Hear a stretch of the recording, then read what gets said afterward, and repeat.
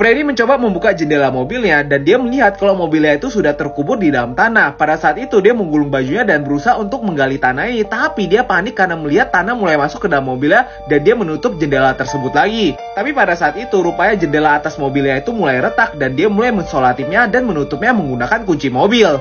Setelah berhasil menutup retakan yang ada di dalam kaca mobil tersebut, rupanya dari retakan tersebut mulai keluar air yang menetes satu persatu. Tapi dia mulai berpikir cepat atau lambat dia membutuhkan air, sehingga dia mengeluarkan kartu yang ada di dompetnya dan mulai menampung air tersebut.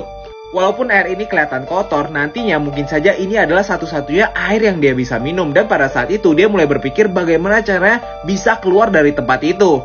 Dia mengambil sebuah payung dan membolongi tutup botol yang tadi dia gunakan. Kemudian dia memasukkan benang yang ada di dalam payung tersebut.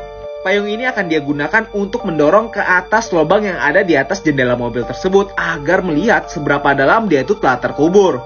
Setelah berhasil mendorong tiang pertama, rupanya dia masih tidak bisa melihat permukaan dari tanah tersebut, sehingga dia memasukkan tiang yang kedua dan kali ini dia membantunya menggunakan dongkrak yang dia gunakan perlahan-lahan. Setelah menggunakan dongkrak, rupanya ini masih tidak sampai di permukaan. Dia mendorongnya menggunakan punggungnya dan akhirnya dia berhasil melihat ada cahaya permukaan. Pertama-tama yang dia lakukan adalah menghirup udara segar dari tiang tersebut.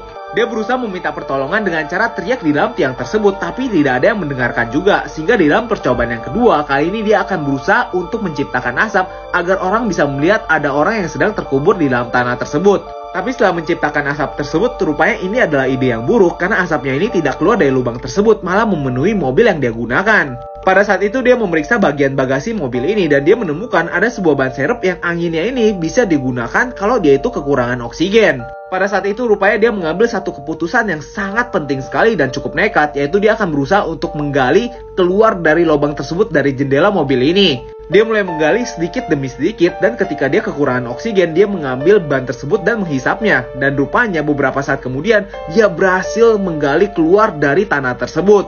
Pria ini untuk pertama kalinya lagi berhasil melihat cahaya matahari dan ini adalah cahaya matahari yang paling senang ketika dia lihat.